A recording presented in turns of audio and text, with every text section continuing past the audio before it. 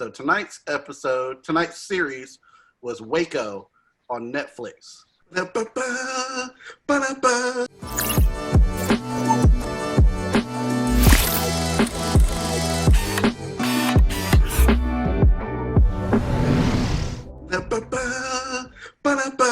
last night I was in bed thinking about I'm gonna sing them a theme song. Yeah,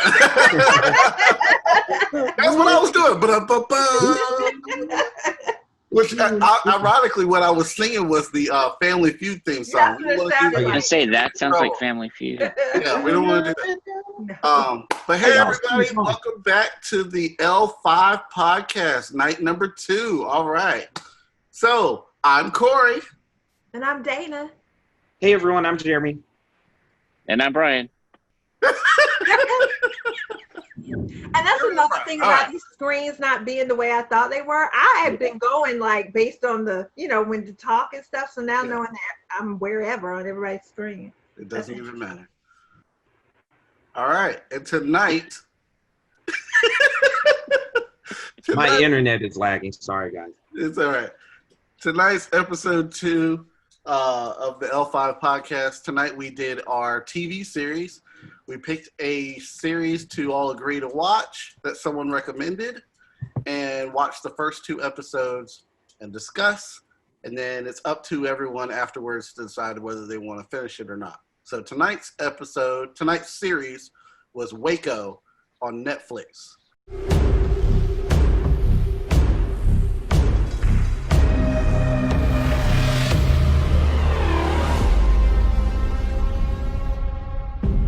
You've looked to me to be your leader, to guide you on this journey. But I'm no leader.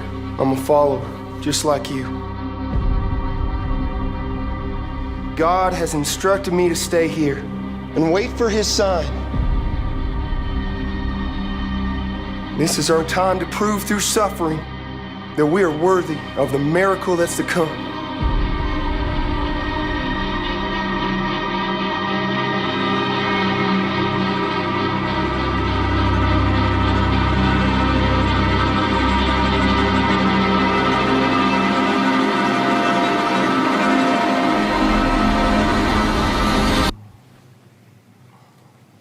The kingdom of heaven is coming. I promise you. And this was Jeremy's pick, right? Correct. First of all, Lord have mercy. I'm gonna take a drink to the stuff that we saw in the first 2 episodes. Whatever's in your cup at home, viewers, listeners, that's up to you. But yeah.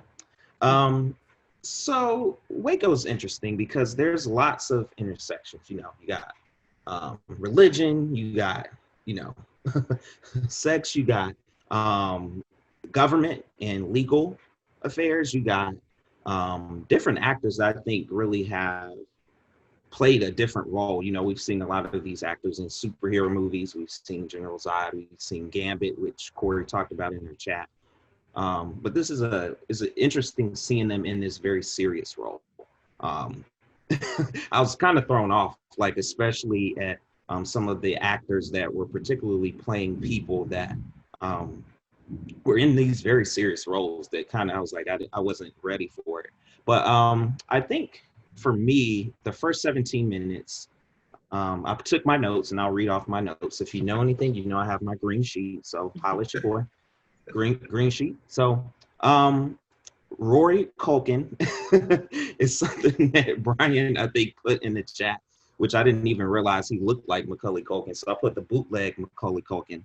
But I think he's a good actor in this. I forgot the other things he's acted in, but I liked some of the scenes that he's had in this, which is very, young guy coming into this Christian cult and what's going to happen to him. So you never know, but I like that they kind of inserted him in the first episode.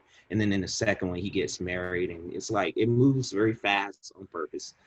So I like that. It's very action oriented. You see the government shoot this woman very, in the first episode, it's very interesting to see that you see the corruption in the government super early. And I like that, because it plays later into the season into why they do certain things. But it's very federal and government. I like that they started with that as opposed to waiting until later. I like the quick cuts, and so some of the cuts that they did were very much so. We're going to insert this. We're going to take you to a music scene. We're going to insert back to David Koresh. We're going to insert this. So I like the quick cuts. It threw me off because there was multiple stories that I had to kind of go back and look at when I first saw it. But yeah, so I gave it a 3.5. Hey, Jeremy, real quick, have you seen the entire series already? Yes. Okay, I just wanted to know your perspective. Okay. Mm-hmm. Yep. Did you see the entire series when it first aired on TV or when it came onto Netflix? When it came onto Netflix, when it was on TV, I saw like episode 4 or 5. Like it was just random. I was flipping through Paramount Network, and like one Sunday evening I saw it. I was like, this is interesting. Because the later parts, Corey, of the season showed a lot of more action, but I didn't get, of course, a backstory of the character development.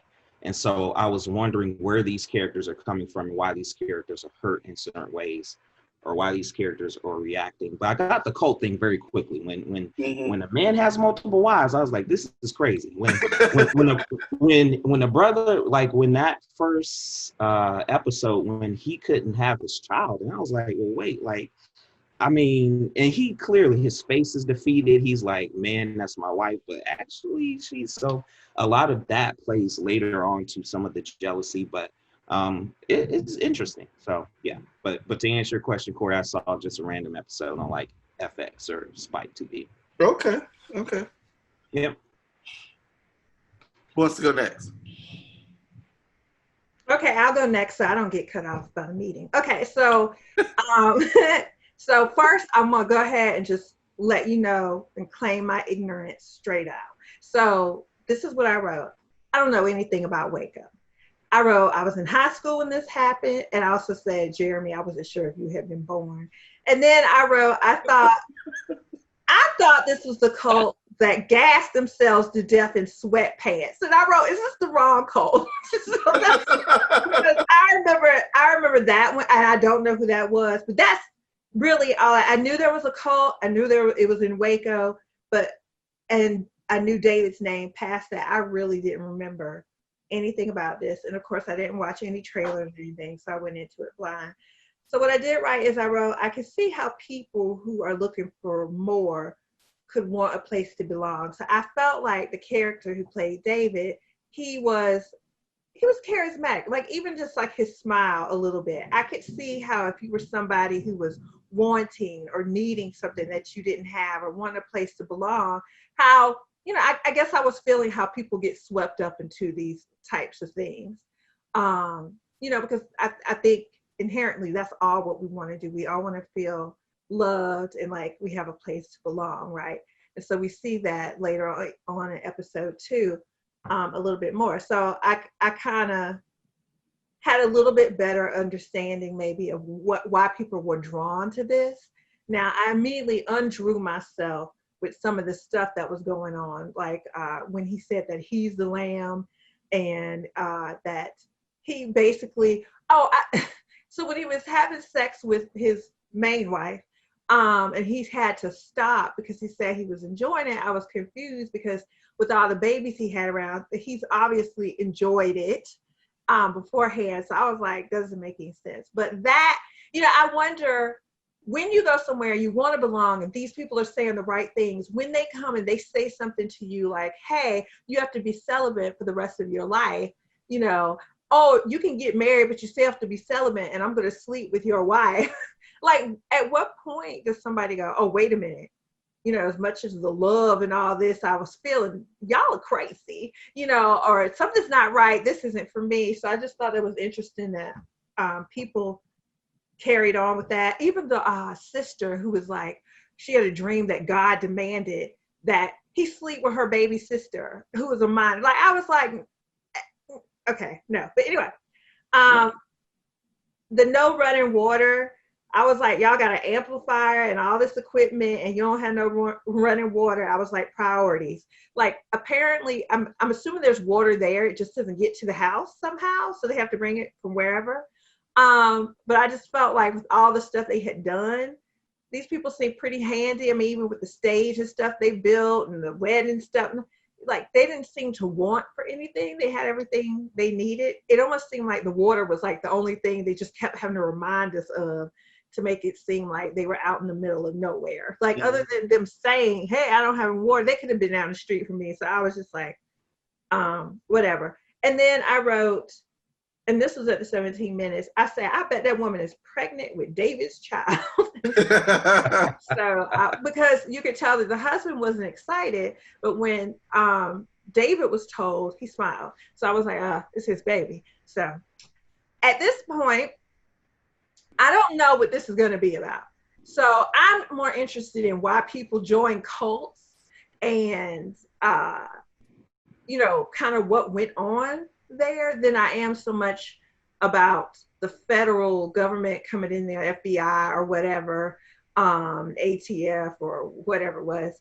I'm not so much interested in the police aspect of all this. I did have to Wikipedia it a little bit so I could see exactly what was going on, since I realized I did have the wrong cult initially. So, you know, I don't know if this is going to be about the whole standoff and everything from the cops' perspective, but I hope it would be more about why people were part of this group in the first place. So I don't know if it is. And Jeremy, that's why I asked if you had seen more of it, because I'm just wondering, where is the story going? So that would probably determine whether I want to continue to watch this series or not. But of course, the way the second one ended, you almost have to watch the third one because you ended in a place and now I need to know what's going to happen. So I'll probably at least watch another one. So I think for now, I'll probably give this a 2.5. So I wrote, so far this is a series about the Branch Davidians. It's on its own, the show's slowly revealing the events, and so it's creating a picture of a very relatable, charismatic leader of an intentional community in Texas, and we're very busy setting up all these multiple storylines. So it's really not just about being inside; it's about the negotiators in the FBI, and he's got his own troubling storylines that he's dealing with. But I wasn't sure if I was really all in yet. But so Koresh is played by John Carter of Mars, who's also Gambit, and then little Rory Culkin is in this. And so I just think that, you know, these are going to be some interesting stories to tell, and it's an all-star cast. So we just kept identifying people all the way through this first episode. It was really interesting just how all of these people, and some of them are I guess you could say character actors, or not the leading actors, and that are always in the forefront. So it's really an interesting project to see quite so many of these folks all coming together and taking all these leads. So I also didn't really follow closely along with the story while it was playing out in real time when I was just a kid. But it felt like it's on its way to giving it a 4 rating for me. Oh, yeah, wow. I'm glad. I think I'm going to be glad to have seen this. Yeah. Okay. Well, I will piggyback on what Dana was saying. I didn't know, and Bryan, I didn't know anything about Waco when it was happening in real time. I don't remember anything about the story. So going into it, I didn't know what this was even about. I liked how they started the episode with a flash forward. Oh, that always gets me whenever you see what's going to happen in the end, or give you an idea what's happening in the end, because it gives you a glimpse of what's to come, foreshadowing, and then also just that it puts you into the environment of what you're going to, see moving forward. So if it captures you in that flash forward, they may have done something really well. There's a lot of shows that do that really well, like Lost and Heroes and stuff like that. So I liked that part. I really latched onto the cinematography. I thought the cinematography was really, really beautiful. There's a lot of great shots there. that they pull off. I also wrote same thing you guys did. Is that Gambit? Is that Supergirl? Is that Zod? Is that, I was calling them all their character names.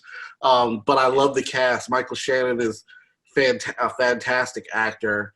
And so usually I've seen him in villainous type roles. So seeing him, I was like, okay, what's he going to do? Is he the corrupt cop? Is he the only one that's corrupt? Is he, is he a good guy? What is he playing? So I thought that was interesting. Again, Macaulay Culkin, just like you guys were talking about. Oh, Rory Culkin, just like you guys were talking about. I was wondering about him. I kept questioning how old he was because he looked weird. Like, I'm like, he's supposed to be a lot older than this. And then I was thinking, okay, what year does this take place? All those different types of things. But it was kind of interesting in the first 17 minutes. But it was also kind of like two police kind of crime type of series, and I'm not really into those. Like a CSI or like one of those types of things, or that's not really my type of thing. So I didn't think I was going to enjoy this series at all. Like, it didn't really seem like something that I would want to watch. And it was also based on a true story. And 9 times out of 10, when I'm watching TV shows or movies, I want to escape. I don't really want to watch a true event, or a true story or something based on a true story. So I didn't think that I was going to like it. So in the first 17 minutes, I think I gave it like a 2.5. I was like, I'm not really sure I'm going to be digging this. But some things changed as we moved forward. So that's all I had for the first 17. So what changed? I like the characters. I started attaching myself. The character development really drove it home for me. The subplots and all the sub stories that was going on, and I was kind of like Dana. I was more interested in the cult and the people inside there and their living and the relationships in between there versus the police stuff and the negotiator and everything like that. Like when the negotiator was there and he was talking to the guy in the cabin, trying to get him to come out. I wasn't really too invested in that part of the story. I really wasn't. But when we went back to David and went back to, the whole family dynamic and the kids and everything like that, I was like, okay, all this stuff is really interesting. When John Leguizamo was introduced into the cast, I was interested in see what he was going to do. I really like John Leguizamo. And then the Rory character as well. So it was all the character development that happened there that, really led me to latch on. The second episode is where I got interested. The first episode, not so much. But in that first 2 minutes of the second episode, where he goes to the house across the street, this is going to sound strange, but it felt like a Breaking Bad moment to me. It felt like Walter and his brother-in-law talking. Is what it felt like to me. It was like, oh crap, he's gonna get found out. Now, I didn't know anything about John Leguizamo. I didn't invest in him, but for some odd reason, I did not want him to get caught. So that little brief moment before the credits rolled, I was like, okay, if it starts getting really intense like that, then I'm gonna like this show. And so, that's what drew me in. I've got to finish it now. I feel like I have to finish it. I will say, since you mentioned the word intense, there were some moments where I felt like the music was trying to make it intense, but I feel like it wasn't. Like at no point so far, and Jeremy, I may be completely wrong about this, but so far, there's nothing that has led me to believe that David is violent. Yet when he's sitting around people, they act like, he's talking to head of the mafia, like he's going to hurt you or have you hurt. But that has not been my impression of him, but the music will lead you to believe otherwise. Yes, I know you're going to get caught, or like with the kid with the ice cream, perfect example. Corey knows. I told him he's not contamination. That was just nasty, but they did have lots of spoons. They were just using the same one. Right. They actually had sound of putting down spoons because because I was a couple minutes behind you, and I was like, okay, what's going to happen with this I communion? thought What is it this? was ice cream. But I was communion. listening, and That's what Yeah. they didn't Y'all have try a to dip good. y'all spoon in my ice They didn't cream have a if you good had- shot. They didn't have a good shot of all the spoons. No, but they I heard should've. lots of spoons. Okay. Yeah, I heard lots of spoons. But yeah, I knew he wasn't going to hit that kid. Like, you know, so I just thought it was interesting that they were kind of playing to that. But we had gotten no reason to believe that he was like, so I wasn't feeling that part in terms like, I had no reason to believe this man was violent. You know, like I said, I could be wrong, Jeremy, and later on, maybe he shoots everybody up. But from what I saw, I was like, what's the fear? Like, you know? But did you feel fear? Did the music do that for you though? It still didn't carry that over, or were you just confused? I wasn't confused because I knew nothing was going to happen. So I didn't feel fear. I wasn't confused about it. I mean, I guess I was just like, why are they doing this? Maybe, but not really confused. I mean, it's a movie. They're trying to. So then it didn't work for you. Well, no, Yeah. because, you know, just like when he was upstairs, I was like, he has to get caught. So Right. like when he did, I was just waiting for when it was going to happen. Like there's certain things, and just probably because we've just watched a lot of shows in our lives, there's certain things that we're used to happening. Mhm. And so, you know, some things we can kind of predict. And I just felt like that whole, I felt like I could predict that he wasn't going to be violent, right? He's supposed to be a man of God and all this other stuff, even though there are some violent ones who have said that. But like I said, at this point, I had no reason to believe that. So I felt like the music was there to make me feel something I wasn't feeling, just to kind of make the show feel a little meatier. I didn't think it was necessary. Oh wow! It worked on me. Okay. Yeah. Well, It worked and I on think- me. Oh, go ahead, Bryan. Well, I was just going to say, I think that they were just playing us the way John Leguizamo's character was experiencing that too. You know, we're getting introduced and comfortable and familiar with him, and so the music is really just an extension of that character being introduced too. You know, because we were seeing all of that playing out from his perspective, Did you being feel like- fresh to the group. So because of that, I felt like he was not the man who should have been sent in, because I got that feeling from, it felt like he was a scaredy cat.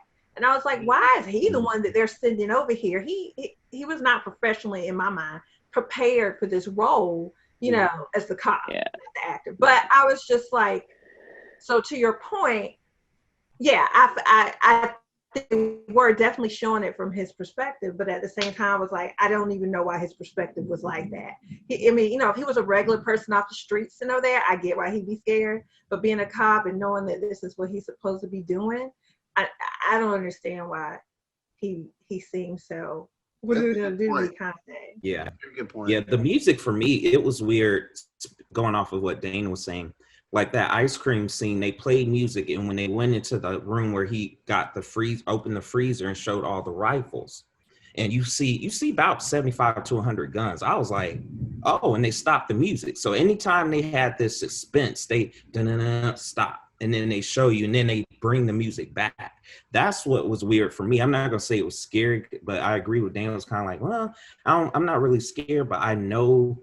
They talk about the rifles because, you know, he went to the auction, he was selling the vest, the ATF, they saw the ad where the mailman had found all the weapon cases. So I was like, okay, then they show that. So I'm putting all these pieces together. But I'm like, Dan, I ain't scared. Like, what is this man gonna do? But I knew that this man crazy if he got this many wives. So 2 and 2 together. I mean, something's going down. I don't know what it is. And then like Corey was saying with the federal agents, like, I don't know. But then after, obviously, episode 2, you see them rolling up on the crib. So, you know, something's going down. So, well, it was I'm kind of glad they interesting did how the first time when they sent him over there, they took his gun away. And he didn't want them to take his gun away. And you know, we were thinking like, okay, well, they're not going to shoot you. Yeah, what do they think they're going to do to you? Right. Yeah, so it's okay if they don't, you know, if you take their gun away. And then I thought it was it was suspenseful to me when he had the gun in the church and they took it away from him. And they're like, you know, don't you ever come over here with a gun, and this is illegal, and you know, like all that was intimidating to me. I mean, I was intense there. I don't know, maybe we weren't supposed to be, but it worked for me. I don't know. But then I thought what they told him to do was stupid. Go over there and be like, yeah, I got an illegal gun. Show me yours. And he even knew that was stupid. Like, who does that? Yeah. You know, and he didn't even show it. That's right, Dana. He didn't. It ain't like the gun was in his belt. Like David knew just by his body language and how, like, I mean, that was wild to me too. Right. So. Who knows? I mean, he could have even bumped up against him when they were at the wedding and felt that the gun was there. I mean, you know, it's possibly there. I don't know, but what I don't understand is, like, why would David think that it was an important thing to have Rory and that girl get married? Like, what was the whole point of them getting married? I didn't get that. Since it wouldn't have been legal. So I was confused about that too. Other than to be like, oh well, they're married. You know, this isn't my baby. Of course, after some DNA tests, we realized it was. Yeah. So yeah, I was like, what is the point? I didn't understand that at all. I mean, because this is something I don't know just about polygamy in general. When people say they have 15 wives, do they always mean they legally have 15 wives, or they have legally according to the government, or they perform some in-home ceremony? It's not legal. It's not. Yeah. Right. Well, I didn't know if they like lied, you know, because people have been found out to have 2 wives legally. I don't know how that happens. I guess in different states, nobody checks. Yeah. You know, so I didn't know if that, but I got the feeling that they were just performing, you know, a farmyard marriage. I didn't understand the point behind that. Yeah, I don't think to go off of that too, I don't think when that scene when the black man was talking about the legal, like, so it can be statutory rape or it could be polygamy. Like, I mean, that's not giving us enough, because like, I feel like that's not enough to tell us why you're having this wedding for this 14-year-old that is, you know, your second wife, I guess, in order of a wife. Like, I just felt like that they should spend more time going through that and giving us sort of context clues of what that is, because you have the marriage and you have him sitting there awkward, like, I ain't trying to get married, but he was forced into it. But there's no explanation of the legality of what the black guy clearly is a law like person, because they said it at the beginning. He clearly knows law. So if you have him, why don't you have him give us an explanation? Right. But then if he also said that they could arrest him on those two crimes, but like how can they arrest him if they don't? How do they prove that that's what's going on? Well, first of all, there's a baby. So I think so they just show up there. But they just show up there. There's a baby, and then they arrest him. Like no. I think they had other reasons for going there. Okay. You know, whatever. But as they go there, they'll pull everything out, and eventually they would realize. Yeah. Okay. She had a baby when she was 12, and the DNA of this baby belongs to David. Right. But speaking of going there, I did not know from the first hostage situation or whatever. Why were they going to the guy's house?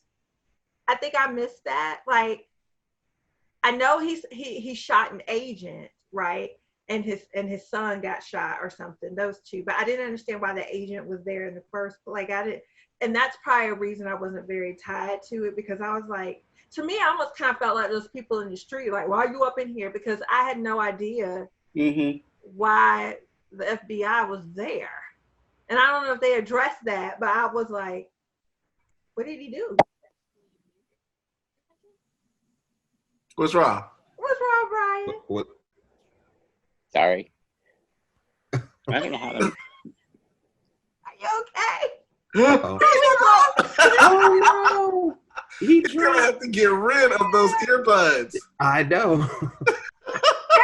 Did we find out why they went there in the first place? Like, I really didn't see that, and I was like, I don't know if I missed it. I'm trying to. I mean, if I can remember, Dana, they talked about like either I'm trying to remember the actual case, but yeah, they didn't give a context. They just rolled up in there and had the sniper shoot him. And I'm like, well, this is in Idaho, but what does this has to do with Waco, Texas? I mean, and they didn't give us a backstory. Like you said, they would I don't remember. I think they were just trying to introduce those two characters.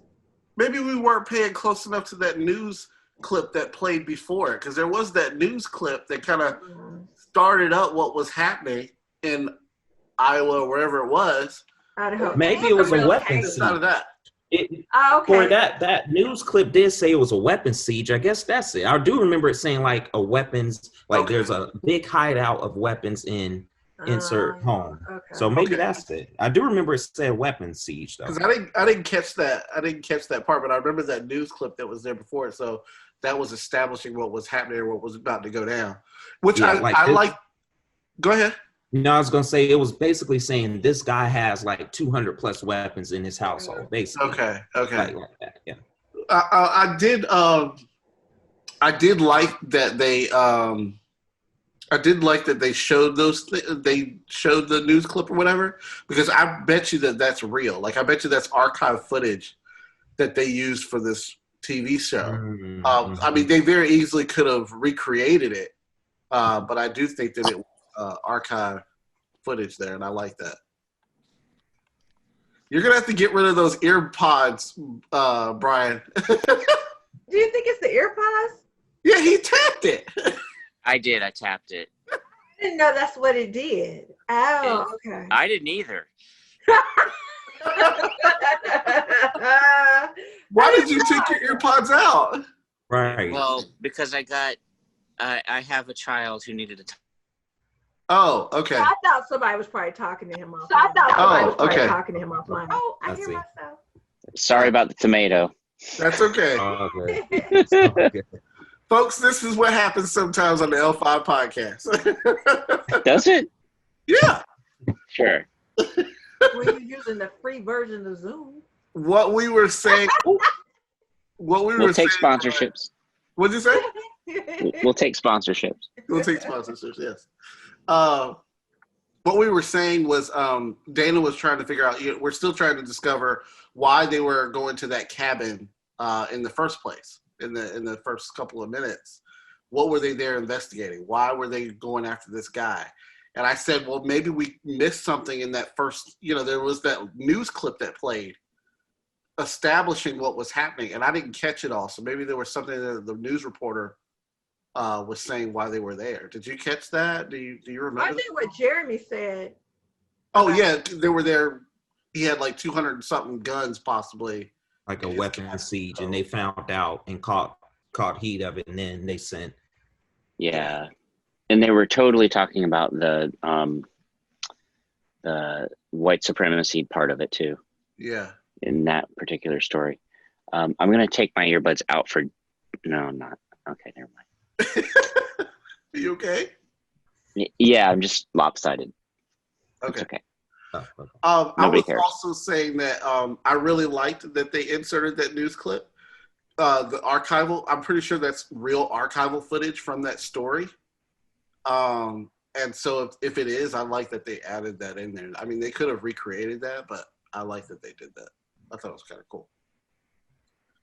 So, yeah. All right. So, go ahead. I was just going to ask, so if we didn't have the polygamy, the guns, potentially the grenades, there's grenades there somehow, and the statutory rape, it might be kind of an interesting place to go and hang out. All right. Well, what you can do is send us a letter from your state and let us know how it went. I don't know. No. I don't like the idea of a intentional community where people are just going to try to get answers to their questions. And just love one another and be together like in Midsommar. Did you want to go there too? Like mine. No, but there wasn't any of that. There wasn't any of that. There was a lot of love and sisterhood and brotherhood and all of that. She ain't that wrong. Was a little bit more. Minus the killings, Bryan. Okay, so let's say nobody died. No, there's going to be some sacrifices. Except the older people. Nobody do that because there's just not enough room in the village for everybody. But I do have that one old guy. Other than the other deaths, just that one death, at the end of your story. Would you want to visit that? Like, I think Jeremy and I have talked about this before. I just find it very interesting. Like, I like hearing about what people believe and practices that they do. I just hope that some practices we're talking about existing a long time ago and not current. I just think it's interesting, but I don't want to visit any of them. Yeah, it's crazy. Yeah. Yeah. These Sorry, people. the rain is kind of loud down here and just scared me because I didn't know what the noise was. Oh, Sorry. I can't even hear it. It's beating up against the window over here. And I didn't know what it was. I thought it was Pop-Tart drinking water at first. So She drinks very violently. Yeah, I was like, are you okay? Like, what? She's fine. Pop-Tart mad at David Koresh. Come on. Oh, the other day, those wigs. The wigs were terrible. Oh my gosh. I was like, why are the wigs so bad on purpose? You had the female agent with the wide face as Davis. Oh, like, I don't know. Something about the way she looked just bothered me. Like, I would love to, but I loved her part. And we didn't really talk about that. Like, the fact that they were just trying to get the right angle for this so they could publicize it. Hey, look what we did and all that stuff. And she's like, I need a cameraman here and there, because I bet that happens all the time. And I was just like, how sad is that? Mm-hmm. Exactly. But they had some terrible wigs up in there. They couldn't wash their hair. They didn't have any water. I guess. Except I bet they were funky. Woo! But it's all love, Jeremy. Go ahead. So it didn't matter. They're the same spoons. They're the same spoons and no running water. No running water. And a switch. Somebody had a switch. Which is interesting, because what was that? He looked at it like, what is this? Where did it come from? I told you that. I was like, I don't even know what this is. When he was walking down the hall. Yeah. So who knows? All right. So who is going to finish this? Jeremy, we know you are, because you already did. What about you, Bryan? I think I'm going to finish it. Okay. I think I'll finish it. Yeah. I think it's worth seeing. And, Corey, I'm also not into a whole lot of, I'm not into reality either. Mm-hmm. But I think that there's an awful lot of parallels in this story that are playing out right in front of us today. And the shoes are on a lot of other feet right now. And so I don't know if seeing this story gives anybody any insight into how not to be, then it could be a good thing. Yeah, that's a good point. I'll finish it. Law enforcement. What? From the law enforcement side, yeah. Oh yeah, from the law enforcement side, absolutely. I will finish it just for the simple fact that it's only 6 episodes, and that last episode, it left on such a cliffhanger. I'm like, I really got to see what happens. And like I said, it picked up a lot better in the second episode than in the first because of the character development. So I think I probably ended up giving it a 4 after that second episode. So I'm definitely going to finish watching it. Yeah. So I don't know if I'm going to finish, but I definitely feel the need to watch episode 3 because I need to know where this is going.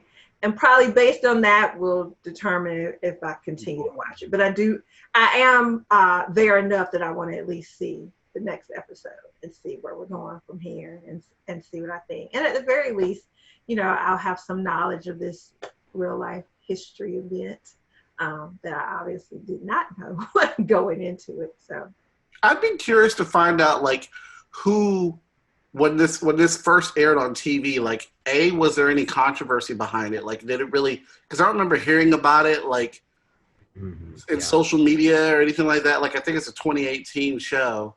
So I don't remember hearing anything about or any big talk about this show. So was there any real controversy behind it just because of the subject matter?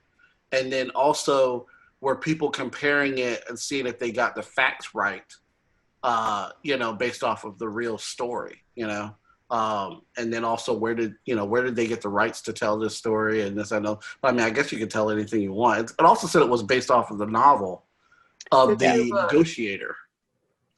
The Negotiator, but also a survivor. The drummer, the kid, Rory Culkin's character. So he must be the survivor. The survivor. Yeah. Okay. They have YouTube series. They have him on different talk shows. This is not spoiler. It's all on YouTube of him talking about, like, to answer Corey's question, the experience. And then you have certain survivors that were also doing some other narratives. Yeah. So he's a big one though. If you type in David Thibodeau, you see like a ton of like stuff. So yeah. I bet that'd be interesting. Okay. Yeah. Well, that's good enough. Yeah, I would look that up because that would be interesting. And I am wondering how the FBI and everybody got their who their informant is. Mm. You know, I guess I think it was an ex-person, but I'm not sure. Don't hold me to that. But I'm thinking maybe it was, since they thought the guns were upstairs, but they're actually in the freezer. I don't know. Anyway, I'm jumping ahead of myself, but That's a good point. Yeah. There is, among the 6 episodes, there is one where I guess, like you all mentioned about Tales from the Loop, where it drags, like they drag it along, but you're like, can we fast forward some?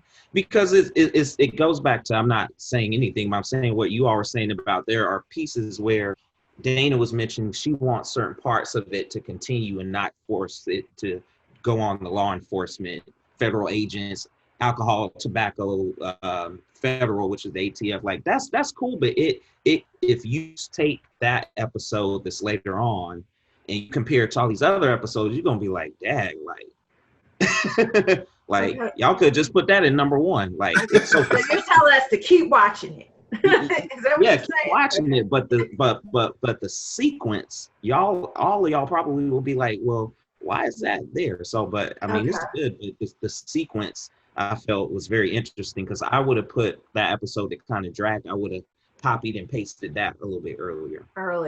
So I think you just answered my question. The ATF stands for the Alcohol Tobacco Federation? Like firearms federation. Firearms. Yeah. Alcohol, tobacco, firearms. What did I say? I thought it was Something task force. America Task Force. American Task Force. I was like, I've heard of it, but I didn't. I was like, I've never heard of the ATF. I never heard of the ATF, and I didn't see a sign. You never heard of it, or didn't know what the letters meant? Because I've heard of it. Both. I never heard of the ATF, and I didn't know what it stood for. And they good just for you. Yes. learned Nice something little new. clean little boy here. Yeah. So innocent. Well, it just said ATF headquarters, so I was like, shouldn't they spell it out for people that don't know? But okay. Because clearly people know what the FBI is, but like, because later on they started to go into, I was like, alcohol. So, but they do that later instead, as opposed to the first 2 that we saw. So. Well, they did something else. There was the guy at the ATF. He said something like, the DOJ just sent this over. DOJ just sent this Department of Justice. Yeah, Department of Justice. Well, I think I'm gonna hide tobacco my and camera firearms, it's all a front. It's all a front. It's really aliens, terrorists, and federales. But in truth, had I known what those initials stood for, then I would have probably had a better understanding of that first hostage situation. Yeah. Like, instead of being like, why are they there? But had I known that, then maybe I could have had a little bit more. Yeah. Or had And paid attention to you could tell the beef. Homie was like, make sure our name ain't on there. Put ATF. Right. Yeah, and that's the competition. The FBI, the CIA, the ATF, all of that. It's like, everybody pointing fingers at each other because they don't want the bad press, and it's just all I think they painted a really good picture of just how sour it all is. Yeah. Where does the NRA fit into all this? Corey, we'll have a conversation later on. I'm sorry. I'm just joking. They're not a government task. I was just joking. I was just throwing some initials in there. Anyways, it was good. I enjoyed it. I thought it was really good. So, Jeremy, you know a little bit more about them than we do at this point, but what does a cult really need so many guns for? Oh, well, that's interesting, Brian. I mean, for David, obviously, he kept saying Revelation, which is the end of time. So he's scared for his life, that he feels like that the end of time is coming anytime soon. Like he literally, like, I feel like for what Dana was saying around, like, I wasn't nervous because I feel like he might not like hurt anyone, but at the same time, he keeps saying the 7 seals, which is like all about the end of days revelation. Like that's on some, like, you ain't even gotta be a Christian to know some of that. So I feel like for Bryan, this series, like it starts to get into the religious part later, and then it starts to get as to why he has the guns. Okay. Tons of guns, by the way, like not just 6 firearms. I mean, you saw rifles, you saw shotguns, you saw grenades. Yeah. And you see this man who particularly doesn't know what's coming, but knows that something is coming. And so the later, I guess, 3 through 6 shows why this man is so scared out of his pants. But you see kids and babies and wives. And so you're like, why does this man has all these guns? But they talk about that. And obviously there's some sabotage and some other stuff. But well, let me ask you. So you brought this up. And so again, I'm just going to show my ignorance and put it out there for the world to see.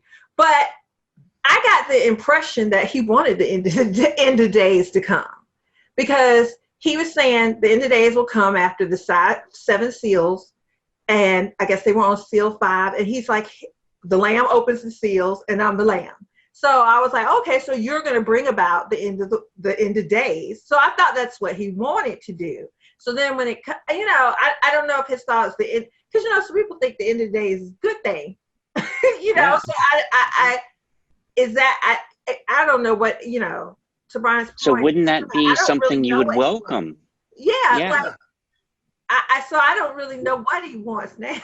Dana, they addressed that at the end, but yes, so that same statement you just made, they address, and they also address, not to spoil anything, but they also address why these freaking ATF people coming in thinking they all gonna murder themselves too. So there's all this like speculation. That's all it is. Like these people are shipping all these guns in here. The guys coming over here spying on them just to see if they have said guns. And then you got this madman who's a cult leader who we think he gonna kill himself and everybody. So all that storyline stuff combust later on. Okay. But it paints the picture for episode, I think 3 does it very well, 4 and 5, and then 6 at the end addresses what you just said, which is there's all this kind of like, he wants it, but there's also like, they coming for you. So what you gonna do? You're at a standstill. ATF is rolling up at your crib, but you also got 70 something people in here. So. And maybe what he wants is to get to the end of days, because he's trying to get all 7 of them open. But if you kill me first, I can't do that. I don't know.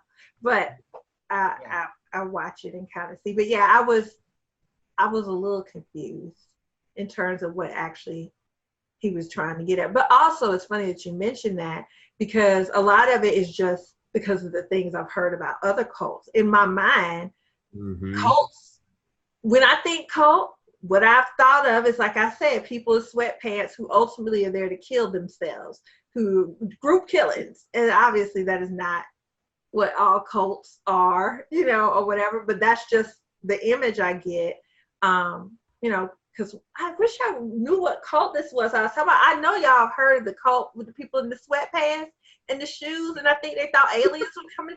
Y'all don't act like I'm crazy. Oh, yeah, I know what you're talking about. They were the ones who were going to jump on the comet or something. Yes. The Hale Bob thing. Yeah, so that's my impression of. This did not at all. Like I said, Gordon says, I had no idea.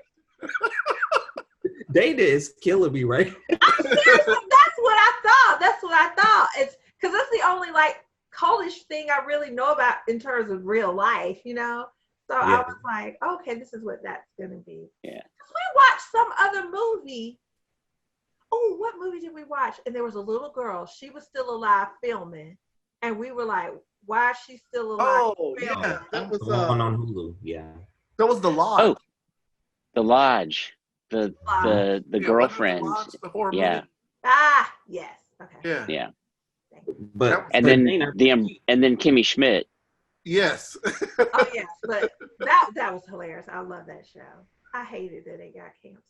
I think you answered your own question though. You were talking about earlier, like how he's so charismatic and how he brings these professors, millionaires, people from Australia all around, and like, why do they follow this man? That was my question when I first watched it. Like, why is this man got such a crazy following? Yes, he knows the Bible, but a lot of people do. Yes, he, is part of this cult, but there's also like Seventh-day Adventists, which I know people like, not in my family, but people that are related to them that are Seventh-day Adventists. I'm like, I don't get this. I don't understand it. What religious kind of things does that translate in your life? Mm-hmm. So when they said that in this movie or this series, I was confused because I was like, the Seventh-day Adventists I know are just like Baptist and Presbyterian and Methodist. Right. But at the same time, we clearly see this. So I was like, I'm shocked. Well, here's the thing. I mean, I think pretty much every religion has something borrowed from another one. I mean, or whatever. So that's true. Yeah, it sounds like I'll be watching this because I need to know. It sounds like you don't have enough interest to keep going. Yeah, because I need questions. I need to know. So. Yeah, and I know you don't let that just settle. So no, I'm gonna have to look it up. I need to know, and then I'll watch it and everything. No, but I thought it was good. Were you gonna say something, Bryan? No, I was just thinking about it seems like we're wrapping it up. I was about to jump off on a different tangent. Go ahead. So it might be too soon. I finished one of our movies from the other night. The Goldfinch? No. Oh. Not that far back. Watch it. Stay tuned. Stay tuned with Jesse Ritter. Did you like it? I did. I was so surprised by the trailer, and I live by trailers, but the trailer just made it look so goofy, like early 90s, late 80s goofy. I'm like, that's exactly why I probably didn't watch it in the first place. But it was not terrible. I mean, it is what it is, but it was Did just you laugh not out loud? Yeah, I laughed. Okay. And I noticed, and you know what else?